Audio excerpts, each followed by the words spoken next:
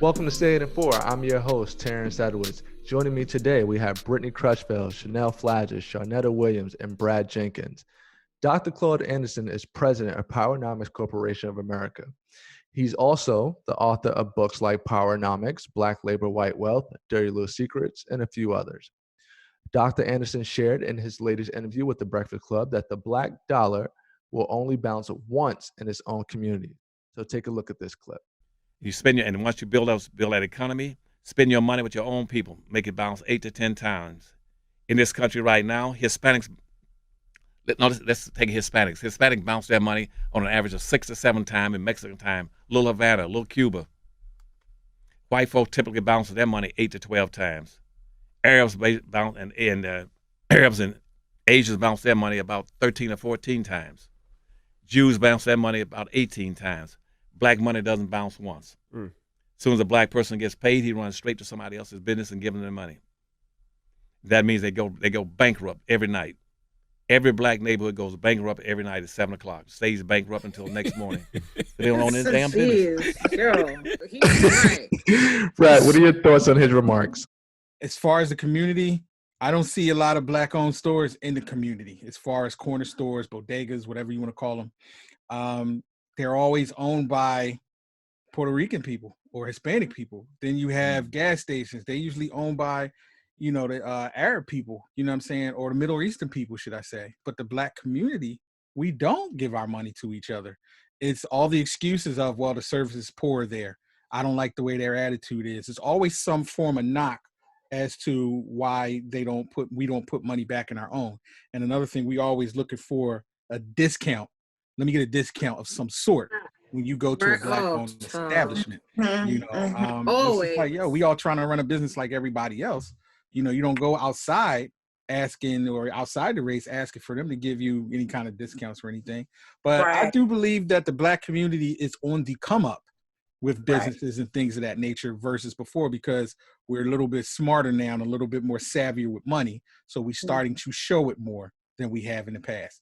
So I think that this trend is going to be a little bit heavier as far as black-owned businesses and being able to put money back in our own community.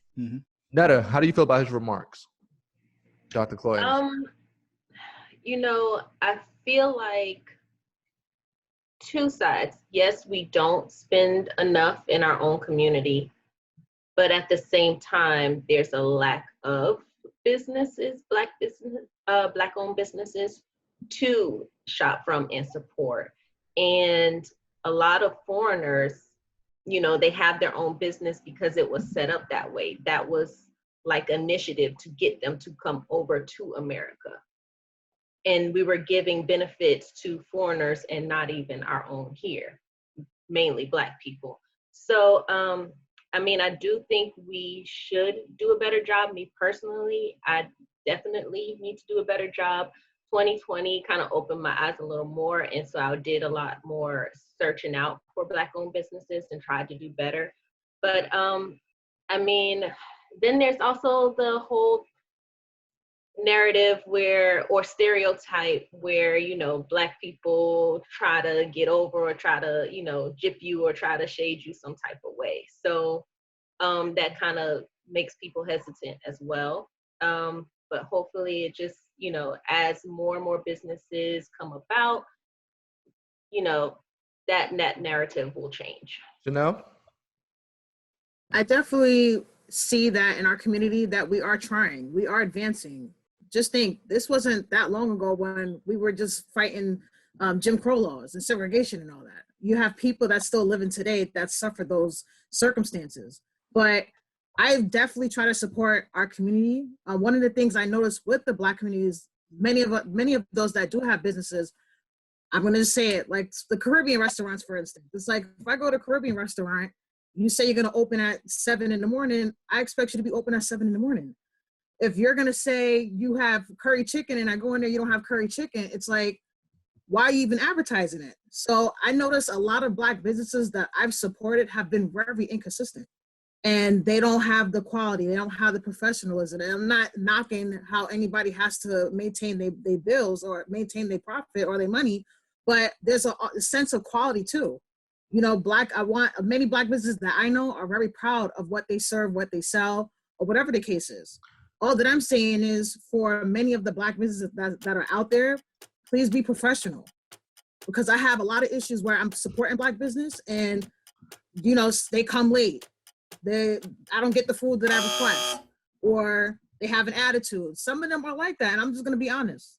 Like I said, I support my community, but some of y'all have to really step up and get it together.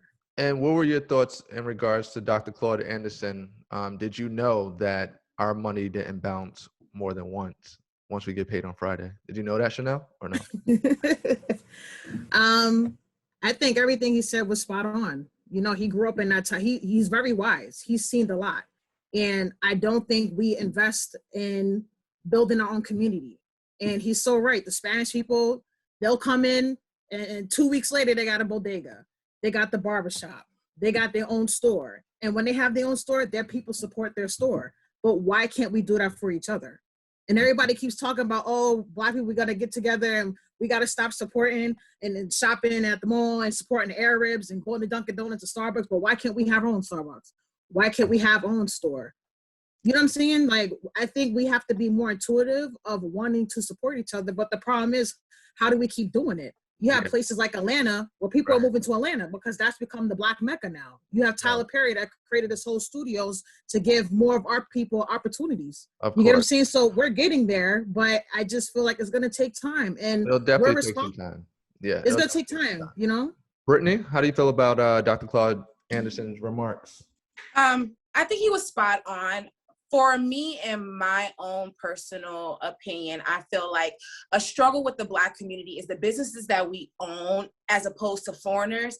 Foreigners open essential businesses. They open gas stations. They open places that aren't necessarily trendy and hip, but they're needed, everyday needed. And I feel like with the Black community, a lot of the businesses outside of food, a lot of the businesses that we open are more of things that we personally enjoy and not so much as serving the community as a whole. And so when it comes to me and shopping for Black businesses, I try when I can, but it's hard sometimes for what I'm looking for to find a Black business that even offers that service. You know, I just found my first Black beauty supply store, right? How many beauty supply stores are there? Wow. And I'm just now finding that, you know, and we are their number one customer is the Black woman, you know? And so for my everyday things, if I could find Black places that I can get that's convenient, I can go to Walmart and get my stuff, like I can go to Amazon and get my stuff, I would be more willing to do it. But sometimes it's just, I got to go through a little bit more to get that thing from the Black service. And I'm part of the generation of convenience. So I need my stuff now. And so sometimes that discourages me. And that's my own fault. That's something I need to work on, you know? Yeah.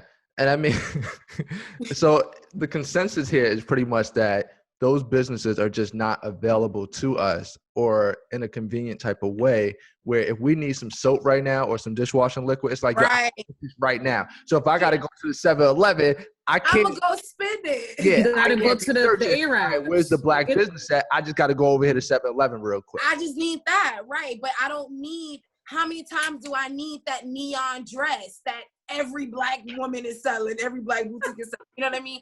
It's just, I feel like Fashion Nova. I mean, it's great that we're opening businesses, but you know what? As a culture, like as an example, you know, a lot of the Black restaurants that I've known has always been soul food. You know, we have to start expanding in our cultures. Like I know in Philly, they got people that are doing egg rolls. Egg rolls is big in Philly. So they got people, they've been into different cultures. And I think that's very important within our community is also like, getting the audience and building your customers to support your business as well.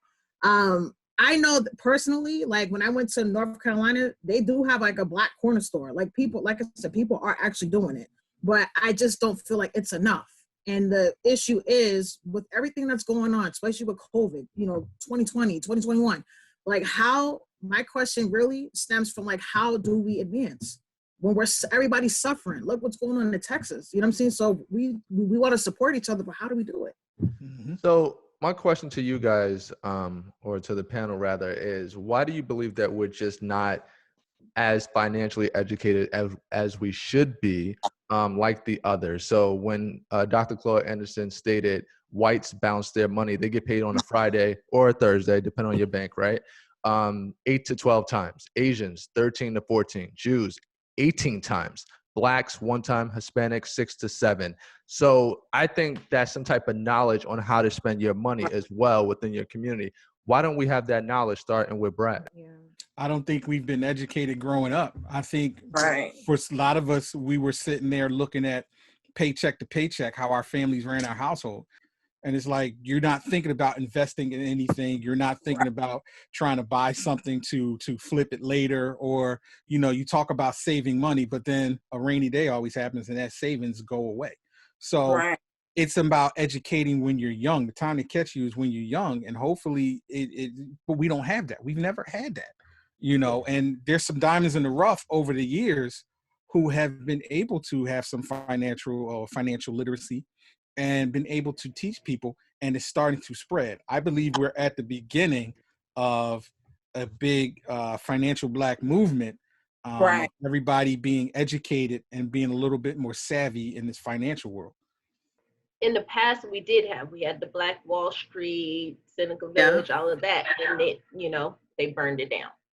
So it's something that I think has been intentionally done for us to kind of lose that support system of the community in one another. Like, that's been intentionally broken. And so now, like Brad was saying, we're in the phase of, you know, this new awakening and realizing, you know, hey, we gotta try to rebuild, we gotta support one another, we gotta start taking care of one another, and we gotta really love each other and appreciate one another and want to see each other do well. And I think that's the difference between these other communities. When you say like support and everything else, we want to like attack one another. So if it's a barbershop over here and another one over here, we want to make sure that they go down.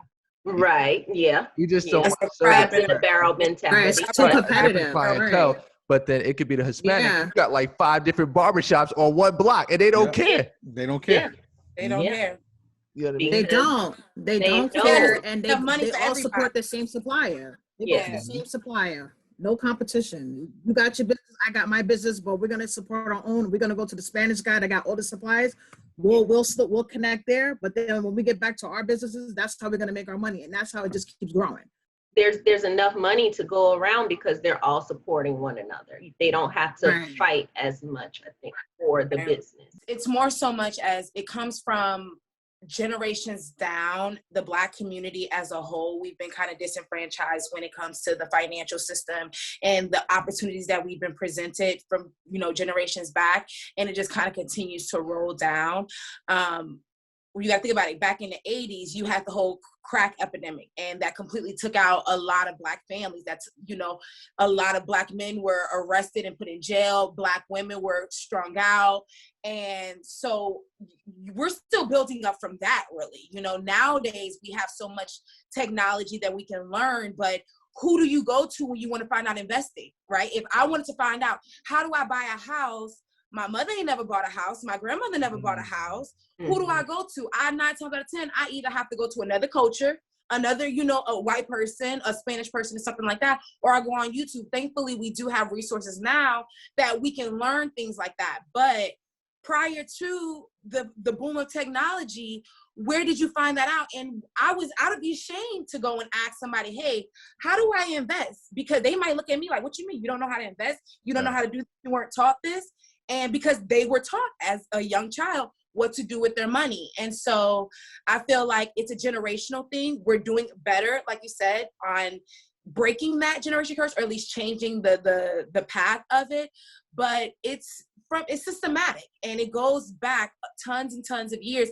After you said Black Wall Street, once they burned it down, we never really fully recovered from that. You know, our economy never fully recovered from that. And so, and I will say this, and a lot of, you know, my friends and people around me, they get upset when I make statements like this. But now, you mentioned YouTube and different resources like that.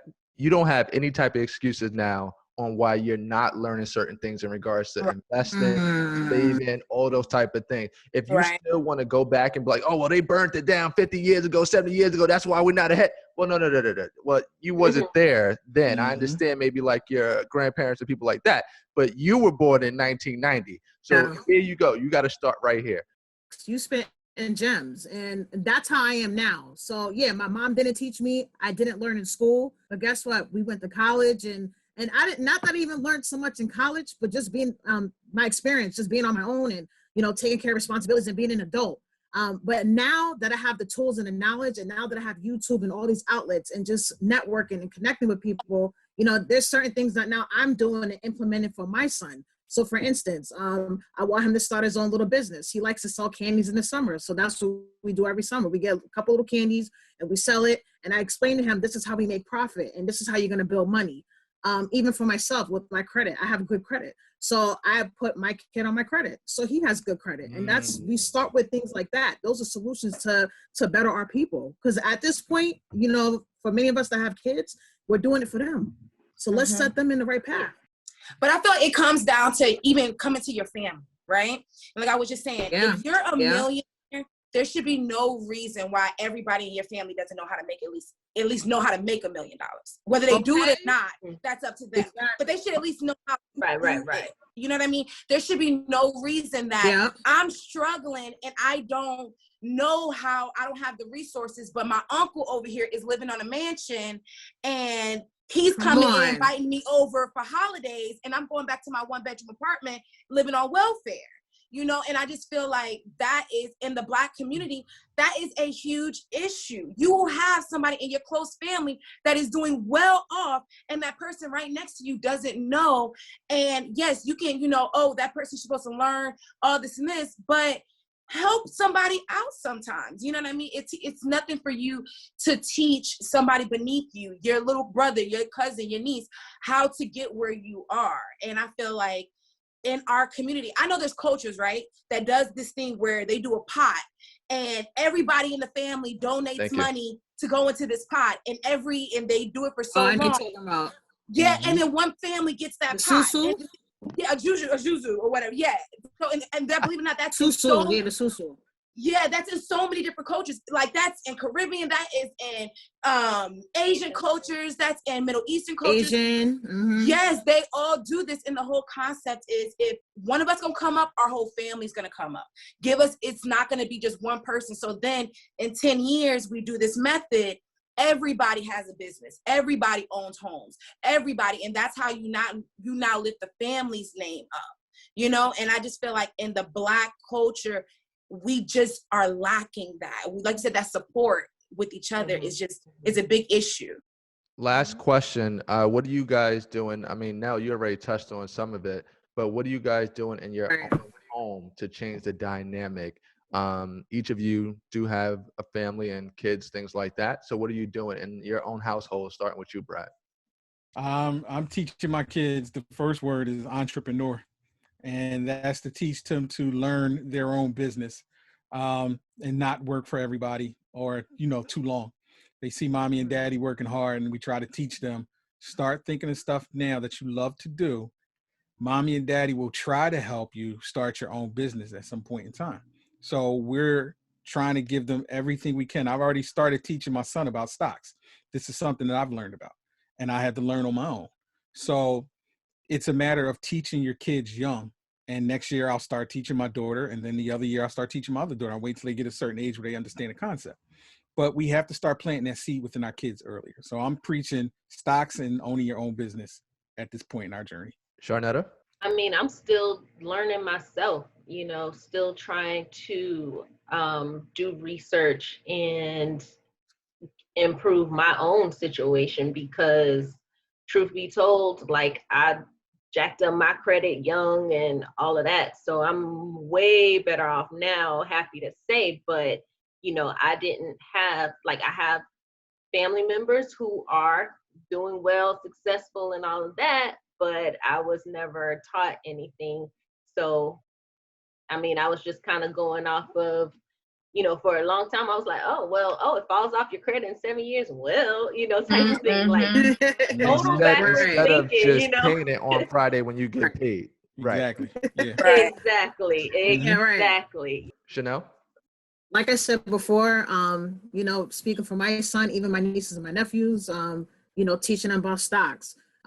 Selling, my son loves candy, so that's what he wants to do. He wants to sell candies in the summer. That's exactly what we're going to do.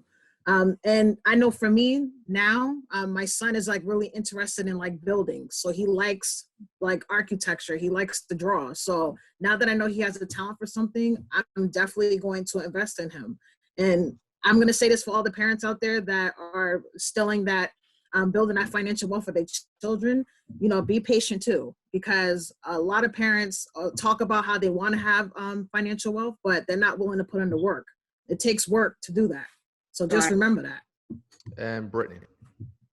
Well, my baby girl, she's young still, so it's hard to teach, you know, at such a young age. But right now I'm using this time to educate myself so I can be in a better position. And so as she gets older, I can teach her, you know, financial literacy. And that's, you know, things that we can start with now, and just learning the words that she needs to know to even understand how this whole thing called money works and how the whole economy works. And so it's just education, really. And I want to teach her about investing and stocks and things like that, and just how to make money without having to trade your time for it, right? I feel like that is that's one of the things that we never really were taught, is how do I make $1 and I don't have to keep working to make that $1, you know what I mean? And that's how you get wealth. And so things like that I need to learn and better understand in myself, so I can pass that on to her, so she doesn't have to learn through the hard way like I had to, like Charnetta said, messing up my credit and things like that. She doesn't have to learn that way. Okay, perfect.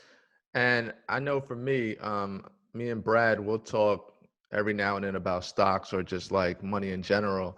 And I have $5 right here, right? And I understand the aspect of currency and just, you know, everything is just digital. That's how I look at it.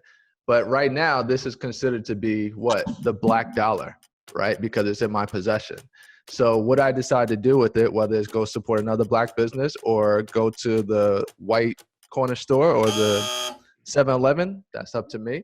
But we have to start, like you guys been saying, invest in our own communities, building up the own communities, and we are in charge of that. We change the narrative on how the future is going to be.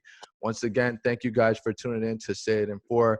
My name is Terrence Edwards. Of course, we have Charnetta Williams, Chanel Fladger, Brittany Crutchfield, Brad Jenkins. Thank you guys for tuning in.